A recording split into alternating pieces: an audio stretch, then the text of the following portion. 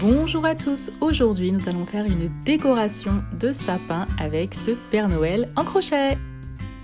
Alors pour commencer il vous faut toutes ces couleurs, peu importe les pelotes, et un crochet de 3,5 plus un petit témoin ou marqueur, voilà.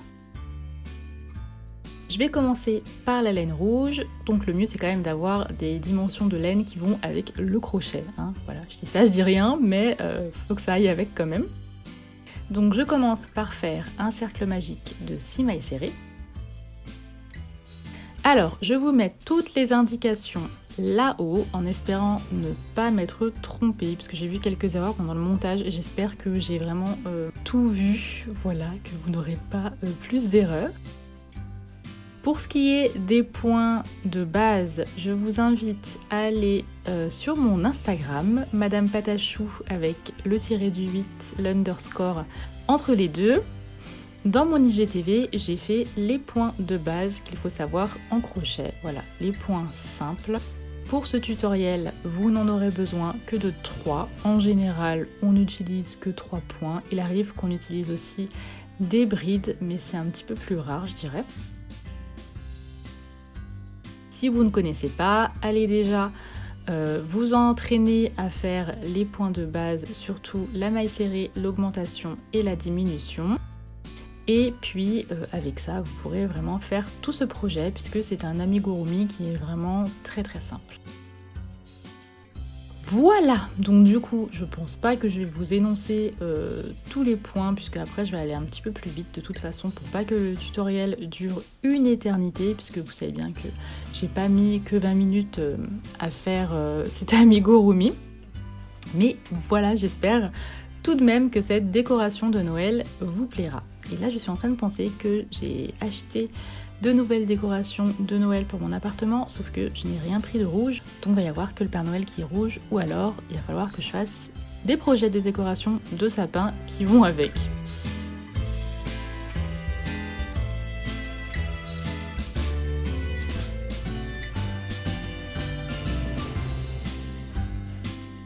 Donc tous les points, comme je vous l'ai indiqué, se trouvent en haut. Prenez bien en compte le fait que j'écrive la partie de l'amigurumi, la couleur en dessous, et ensuite le 1, le 2, le 3, le 4, etc. correspondent au nombre de tours. Donc par exemple, le cercle magique qui est de 6 mailles serrées, ça correspond au premier tour, le deuxième, l'augmentation au deuxième tour, etc. Donc ce qui vous permet à chaque fois de ne pas vous perdre et de savoir exactement au combienième tour vous vous êtes arrêté si jamais vous avez arrêté ce projet en chemin. Aussi, je vous conseille d'utiliser comme moi un petit témoin, comme j'ai ici, ou alors vous pouvez faire ça avec du fil, il me semble aussi, j'ai jamais testé, j'ai toujours utilisé ça, parce que j'en ai récupéré plein dans les kits à chaque fois de graines créatives. C'est vraiment très pratique, non seulement si jamais vous arrêtez votre travail, et aussi pour recompter vos points à la fin du rang. Je vous conseille quand vous débutez de toujours recompter vos points, et même après quand on débute pas, quand on débute plus, parce qu'on a vite fait de se tromper, on a toujours quelqu'un qui vient nous parler derrière, ou on reçoit un message, du coup on est un peu la tête ailleurs et on oublie rapidement où est-ce qu'on en est, donc on peut vite se tromper. Une erreur sur un rang fait une erreur sur un autre, etc. Et si on compte jamais, on peut rapidement ne pas avoir le résultat escompté. À savoir qu'en général, par exemple, si vous commencez, je ne sais pas moi, par 2 mailles serrées plus une augmentation, si vous faites ça dans ce sens-là, vous commencerez le rang par 2 mailles serrées, vous le terminerez par une augmentation. Donc, si jamais vous voyez que vous faites 2 mailles serrées et que vous terminez par une maille serrée, il y a un problème. À moins que vous ayez fait une maille serrée, une augmentation, une maille serrée. Dans ce cas-là, vous finirez par une maille serrée. Je crois que je vous ai un petit peu perdu là, je me comprends, mais je ne sais pas si vous me comprenez. Bref, je vous laisse regarder. Donc là, j'ai déjà bien avancé. J'ai commencé par le bas du corps et je remonte jusqu'au cou du Père Noël. Donc le but, c'est de faire une boule un petit peu en ovale, pour que ça ressemble à une décoration du coup. une boule de Noël en mode Père Noël. Donc là, j'en suis au changement de couleur. Donc je prends du noir. Donc ce que j'ai fait, c'est que j'ai commencé à crocheter le point, comme vous le voyez, mais j'ai pas fait le dernier jeté. Le dernier jeté, en fait, je le fais en ajoutant directement la couleur. Et ensuite, je viens crocheter en coinçant les 2 fils restants. Donc soit vous faites comme moi, vous les coincez, ou soit comme je ferai après, vous pouvez faire un double nœud aussi avec les 2 fils, les couper un peu et puis les cacher derrière de toute manière. Ensuite ils seront cachés et dans la boule, donc c'est comme vous le souhaitez. Je vous montre les 2 manières de faire. Donc pour le noir, ce sera pour le rang 11 et 12 une maille serrée. Et vous devez vous trouver avec 30 mailles si je ne me trompe pas. Normalement c'est bon. Donc voilà ce que ça vous donne pour le noir.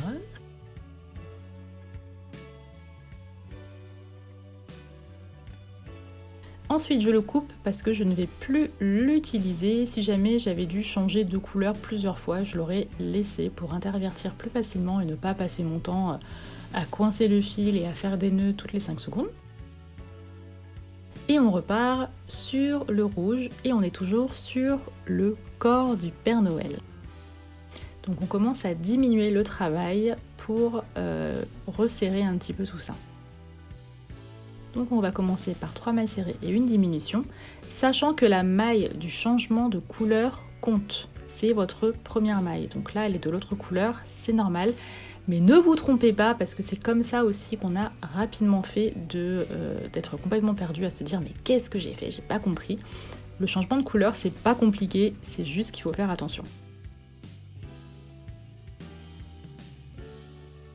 Donc toujours, moi je vous conseille de toujours faire votre première maille, de marquer et ensuite de continuer en n'oubliant pas de compter la première maille à chaque fois. Et après vous allez voir, ça va venir tout seul à force de faire des amigurumi. Donc là on a déjà une jolie boule de Noël je trouve, que je vais remplir. Voilà. Pour faire un Père Noël bien dodu. Donc on remplit pas trop pour pas que le rembourrage sorte de partout, mais il ne faut pas non plus trop peu remplir, sinon c'est un petit peu mou et c'est pas très joli. Donc je vais fermer, couper l'excédent de fil, j'en laisse un petit peu au cas où j'aurai besoin de coudre après. Je passe ensuite à la tête, donc en rose, là j'ai choisi un petit rose chair. Bien sûr, vous faites votre Père Noël de la couleur que vous souhaitez, hein, c'est à chacun. Moi j'ai pris vraiment les couleurs qui me restaient pour le coup, parce qu'à force de faire des petits personnages par-ci par-là que je donne à chaque fois à mes enfants ou que j'offre à droite à gauche, il me reste plus grand chose. En tout cas, pour ce qui est, alors je me rappelle juste de la marque du fil que j'utilise ici, c'est les Ricorumi, je crois, qui sont assez onéreux mais que vous pouvez trouver en lot. Alors à Cultura j'en trouvais, maintenant je n'en trouve plus, je n'en trouve qu'au détail, mais je sais que à Truffaut à chaque fois ils en ont. Les lots sont assez chers, vous en avez de 24 pelotes, vous en avez de plus de 30 je crois, et puis de 64 et un autre de 80-84, enfin je sais plus. Mais vraiment ça vous dure longtemps si vous faites des petits amigurumi tout mignons. Il y a vraiment beaucoup de couleurs dedans et la qualité est incomparable, vraiment. Donc pour la tête, je vais faire un petit rond, enfin une petite boule vraiment très simple.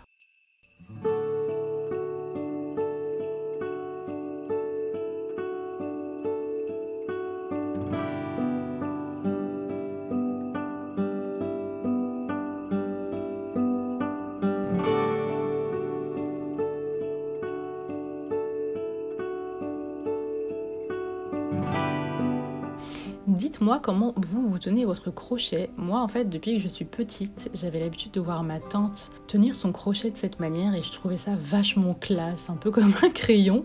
Et du coup, j'avais déjà un petit peu appris le crochet quand j'étais jeune. Et j'ai toujours tenu mon crochet comme ça, mais je sais qu'il y a des personnes qui le tiennent un peu plus comme, vous savez, les aiguilles pour faire du tricot. Donc je sais pas, dites-moi. En tout cas, le tricot, j'aimerais bien m'y mettre aussi. J'en faisais également quand j'étais petite avec ma grand-mère. Et j'aimerais bien m'y mettre pour faire de jolis pulls à mes garçons avec des super dessins dessus. Ouais, une nouvelle activité à faire pour 2022. Bon, faut pas que je m'y mette à la fin de l'hiver parce que ce sera un petit peu trop tard, mais j'aimerais bien tester ça. Donc voilà, du coup, pour la tête, alors je me suis arrêtée jusqu'à ce que ça fasse 18 mailles pour que ça fasse exactement comme le corps et que je puisse coudre les deux ensemble. Pour coudre, je vous apprends rien, c'est assez simple. On aurait très bien pu aussi faire encore un changement de couleur et faire la tête, ça aurait aussi fonctionné. Je vais faire ensuite le nez, qui est très rapide à faire, puisque vous avez juste à faire un cercle magique et une maille serrée sur le deuxième rang. Enfin, une maille serrée, un rang de une maille à chaque fois serrée sur le deuxième rang. Et puis, de fermer et toujours penser à laisser du fil pour coudre. Si vous ne l'avez pas laissé, c'est pas très grave, vous pouvez ajouter du fil ensuite, mais c'est beaucoup plus simple si le fil est déjà accroché au travail en fait.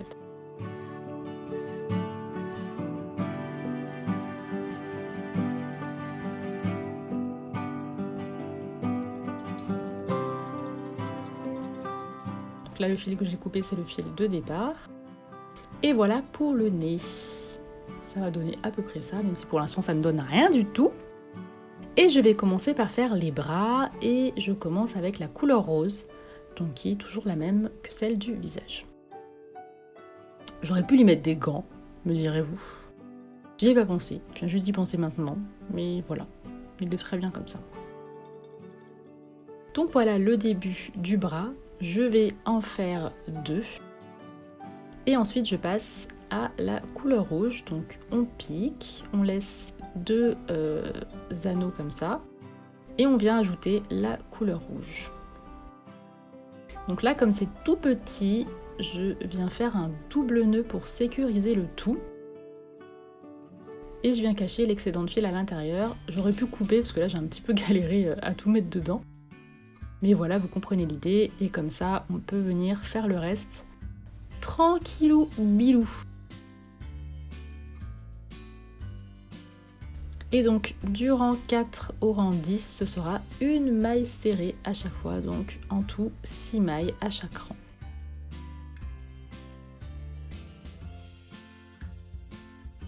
Et hop, comme par magie, j'ai fait le deuxième bras. N'est-ce pas magnifique? Ensuite, je vais faire les bottes, 2 bottes encore une fois. Donc pareil, très simple. Cercle magique, 6 mailles et du rang 2 au rang 4, une maille serrée. Vous devez obtenir 6 mailles à chaque fois à la fin du rang.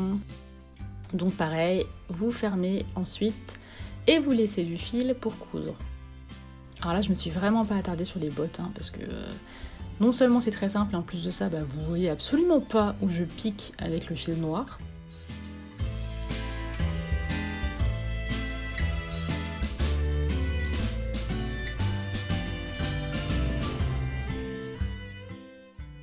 Ensuite, nous allons passer au chapeau. Donc, on commence par le bout du chapeau, pas ce qui va sur la tête, mais l'autre extrémité, avec un cercle magique de 6 mailles serrées. Et ensuite, nous allons augmenter le tout petit à petit.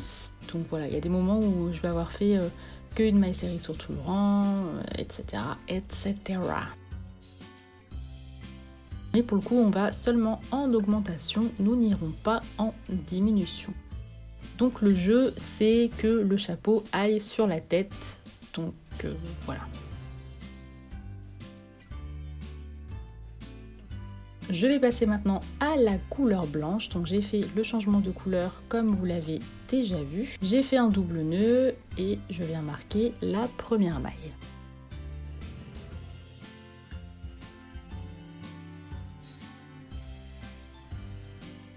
Et je vais commencer pour le premier rang à piquer seulement dans la maille de devant. Enfin, vous avez une maille et je viens piquer dans le brin de devant plutôt, c'est plus clair. Et pour l'autre rang, je pique dans les deux brins directement. Et ensuite, je vais venir rouler tout le blanc comme ceci et je vais coudre pour sécuriser le tout.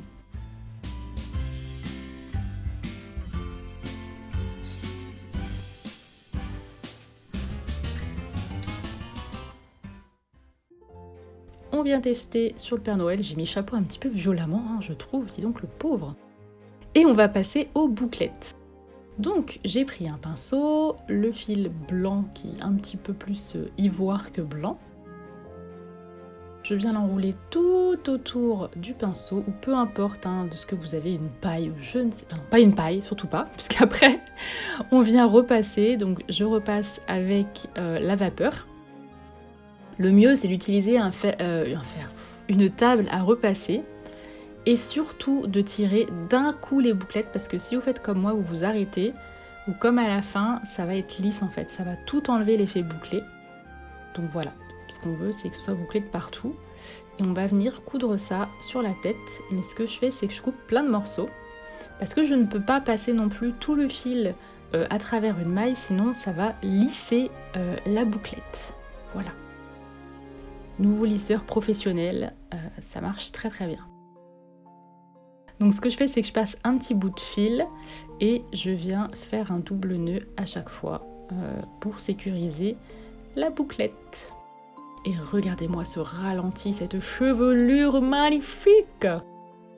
Je viens ensuite disposer le chapeau. On dirait plus un chapeau de lutin pour le moment. Et il ne voit absolument rien. Voilà, c'est tout à fait normal. Et je vais ensuite sécuriser le chapeau sur la tête. Ça doit être un petit peu douloureux, mais c'est pas grave. Puis nous passons, voilà, à la petite coupe, parce que le Père Noël ne sait pas couper la barbe de l'année. C'est triste, c'est triste. Et on vient coudre le nez, et puis je vais ensuite voir à peu près comment je vais mettre mon chapeau là. Mais je vais le plier, je vais coudre tout ça. Et je vais ajouter de la barbe sous le nez parce que je trouvais ça un petit peu vide. Vous pouvez aussi en mettre sur tout le derrière de la tête. Moi j'avais la flemme parce que ça prenait du temps. J'ai même eu la flemme de faire des nœuds, donc le restant de fil je l'ai passé dans le nez. Il n'a rien senti, je vous assure. Et voilà ce que ça donne. Et pour le pompon, je vais couper des morceaux de fil que je vais doubler comme ça dans mon aiguille. Et que je vais venir couper comme ça un fil en fait 4. Magie, magie de la flemme. Et je vais faire ça plusieurs fois jusqu'à obtenir un petit peu de fil pour faire mon pompon. Voilà, un petit peu d'épaisseur. Et je vais rouler un fil blanc autour que je vais sécuriser en faisant un double nœud. Couper le tout pour que ce soit un peu plus joli. Et voilà. Alors on peut le laisser comme ça. Si vous voulez pas faire les bras et les bottes, vous pouvez tout à fait le laisser comme ça, faire la ceinture. Et ça fait aussi une boule de Noël super sympa. Mais moi, j'ai fait les membres, donc je lui mets. Et pour terminer, on vient faire la boucle. Alors je vous conseille, vous voyez, j'ai laissé du fil pendre. Laissez-en plus que moi, sinon vous allez galérer. Voilà, c'est tout ce que j'ai à dire. À moins que vous sachiez mieux faire que moi, parce que je suis ultra nulle dans ce genre de truc. Mais c'est pas grave, c'est pas grave. J'en ai conscience, c'est le principal. Donc je viens faire la boucle avec le crochet qui est complètement de travers. J'enlève l'excédent en poignardant complètement mon Père Noël. Puis avec le fil restant, voilà, je viens le cacher dedans aussi. Et pour terminer, on va faire l'accroche, donc avec une chaînette de 30 mailles que l'on va coudre ensuite sur le chapeau. Donc ça, rien de plus simple. Voilà, tout simplement. Et ensuite, votre décoration de Noël, de Papa Noël pour le sapin est terminée. J'espère que cet amigurumi vous a plu. Je vous fais de gros bisous, je vous invite à me partager vos photos sur Instagram si vous reproduisez ce Papa Noël. Et je vous fais de gros kiss. Ciao!